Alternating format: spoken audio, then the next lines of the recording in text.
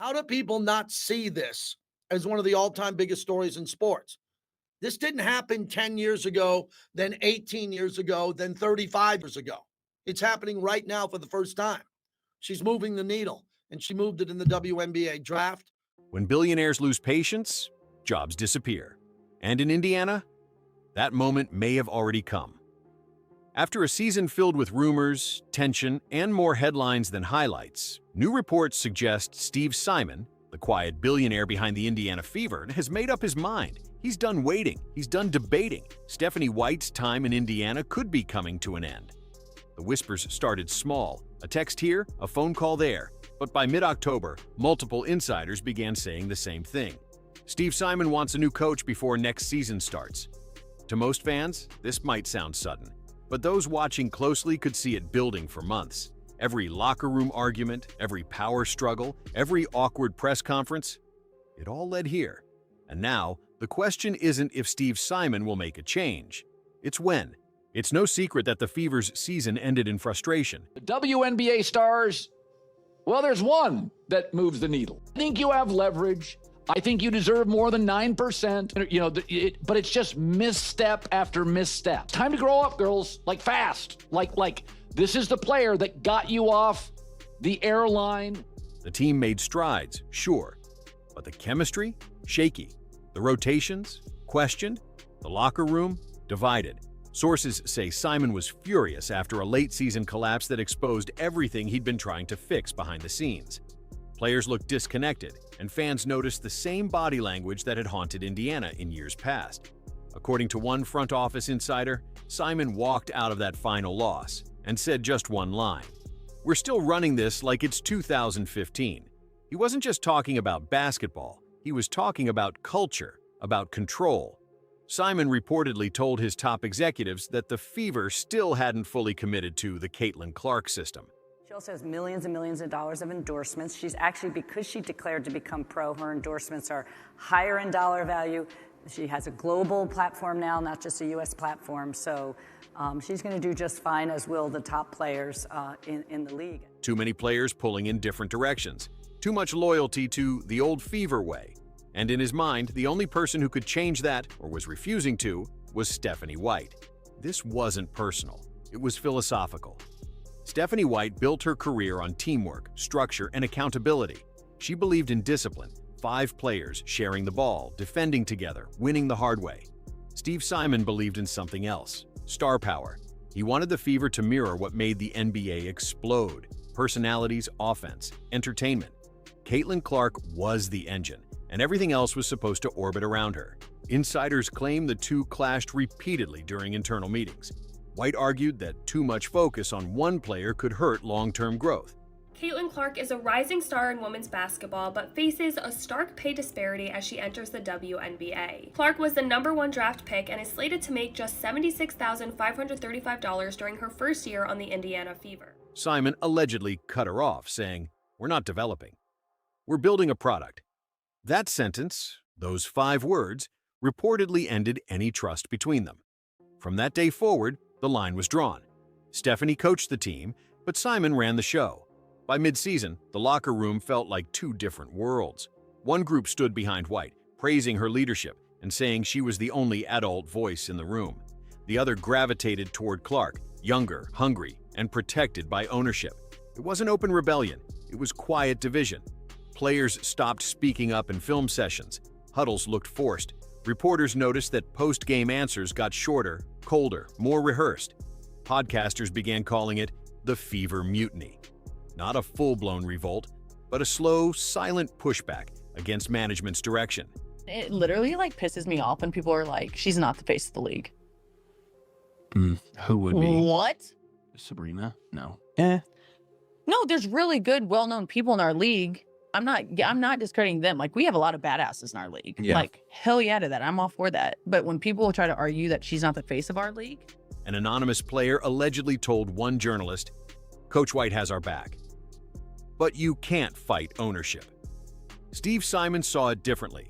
To him, that kind of talk wasn't loyalty. It was resistance. And billionaires don't tolerate resistance for long. So Simon did what billionaires do when they want answers. He ordered an internal review.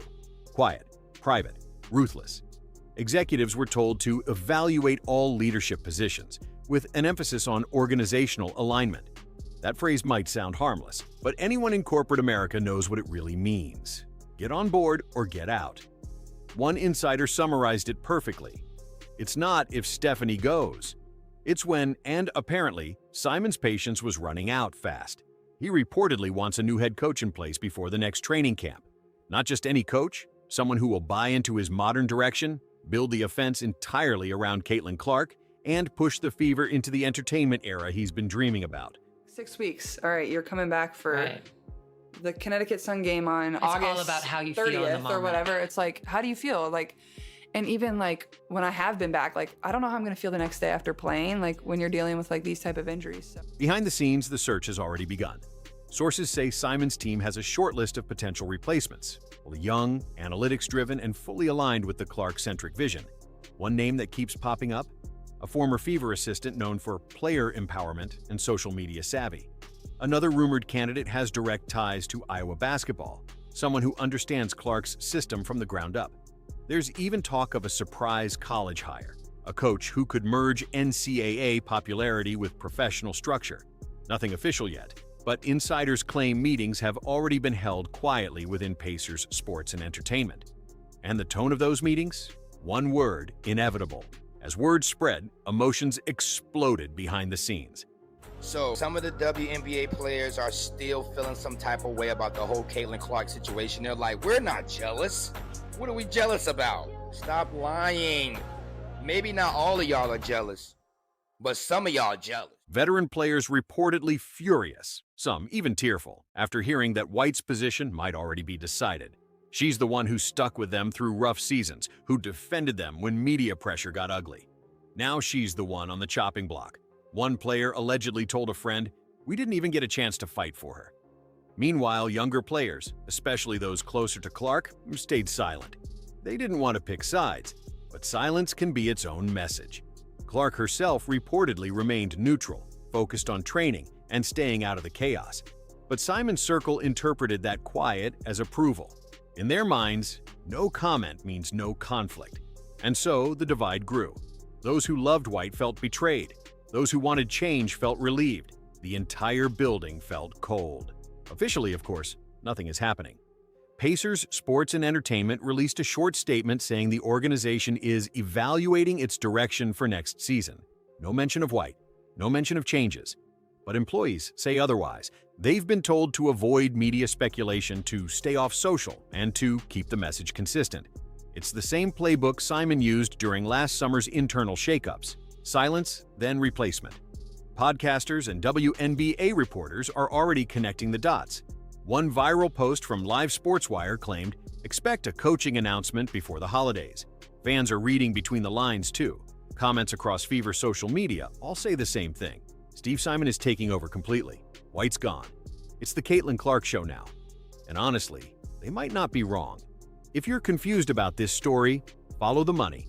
It never lies. Since Clark arrived, Fever revenue has exploded. Ticket sales, jersey sales, sponsorships, all triple what they were before. But here's the key. Every dollar flows through Pacers Sports and Entertainment, the company Steve Simon controls. So when viewership dipped, or when the locker room tension started costing positive headlines, Simon didn't see emotion. He saw numbers dropping. To him, this wasn't about basketball. It was about brand protection. But I think that's even been something like me and Steph have like always talk about when we go and watch film. And even like that New York game where like I played really, really well. I started the fourth quarter off with like 3 turnovers in a row or 2 turnovers in a row. And Steph yanked me and she was like, this is like a learning moment. Do we need that in this moment? Like, no.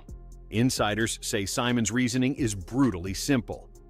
You can't build a billion-dollar product with a divided locker room. And in his eyes, the only way to fix division is through leadership change.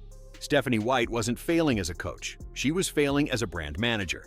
That's why, according to one insider, marketing executives were consulted before basketball staff to ensure the next hire aligns with growth strategy. Translation? The next coach will sell just as hard as they'll coach. Now every sign points to the same outcome, a complete rebrand of the Fever from the top down. Front office staff are already bracing for departures. PR teams have begun drafting transitional messaging. players' agents are quietly asking for clarity on next year's leadership before negotiating contracts. The dominoes are lining up, one by one. The most shocking part? Some insiders believe the decision to fire Stephanie White was made weeks ago. They're just waiting for the right time to announce it. Probably after the league's off-season media cycle cools down, when fewer headlines can compete. And when it drops, it won't be dramatic. It'll be corporate, a short press release, a thank you quote. A new coach unveiled 48 hours later. That's how billionaires operate. No emotion, no mess, just efficiency. Here's what worries people inside the organization. When everything becomes about control, the soul of the team disappears. Stephanie White wasn't just a coach. She was the last piece of the Fever's identity before the takeover. She represented the old values: development, chemistry, trust. The same things that built the Fever championship legacy years ago. Steve Simon, however, is chasing something else: dominance through profit. And Caitlyn Clark, whether she wants to be or not, has become the centerpiece of that plan. If Simon gets his wish and replaces White with someone fully aligned to his vision, Indiana could become unstoppable, or soulless. Because culture doesn't break all at once. It fades piece by piece, until one day you look up and realize the jerseys are the same, but the heart is gone. Fans always notice first. They see the energy shift before reporters ever write about it. And lately, they've been loud.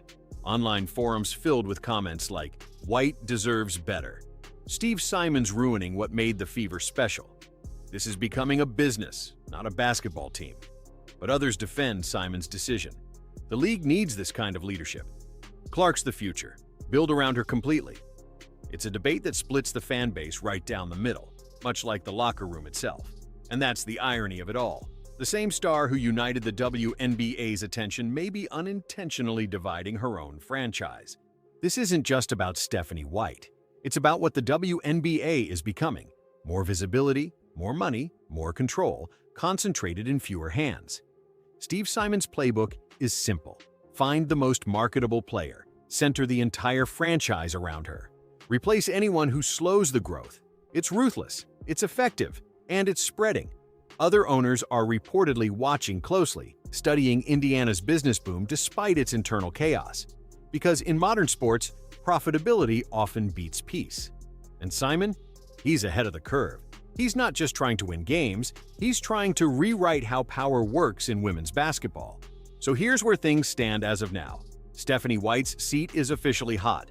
Executives are under review, players are divided, and Steve Simon is quietly preparing his final chess move. Insiders believe an announcement could come any day now, a clean break disguised as a mutual decision. But make no mistake, this would mark the end of an era. Because once White is gone, every piece of the Fever puzzle will lead back to one name: Simon. The owner, the strategist, the storyteller, and that's exactly how he wants it. Maybe this was inevitable. When generational wealth collides with generational talent, someone always loses control, and it's never the billionaire. Steve Simon's empire is built on precision. He doesn't yell, he doesn't panic, he just replaces. And if the rumors are true, Stephanie White is next in line. The Fever might win more games next season. They might sell more jerseys, fill more arenas, break more records. But at what cost? Because you can rebuild rosters, you can replace coaches. But once trust is gone, it's gone. If you think Steve Simon's making the right call, or if you think he's destroying the team from within, drop your thoughts below. I read every single one. Smash that like button, subscribe if you're new, and stay locked in. Because if this rumor becomes reality, Indiana Fever history might be rewritten overnight.